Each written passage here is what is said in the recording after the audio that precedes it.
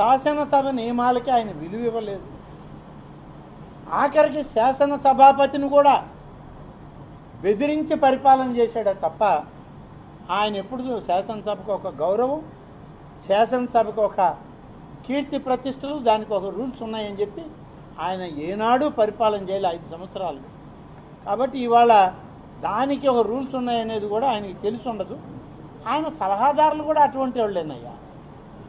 ఎవరు కూడా సలహాదారులు ఏమాత్రం శాసనసభ పట్ల, రాజ్యాంగం పట్ల, రాజకీయ వ్యవస్థల పట్ల అవగాహన లేనటువంటి 70 చిల్లర మంది ఆయనకి సలహాదారులు. సలహాదారులు అందరూ మేము మంత్రివర్గంలో ఉన్న సభ్యులతోటి సమానంగా ఉన్నామని చెప్పి కార్లు, జీతభత్యాలు, పిఏలు, పిఎస్లు తీసుకోవడానికి మాత్రమే పనికొచ్చారు తప్ప ఏ ఒక్కరు కూడా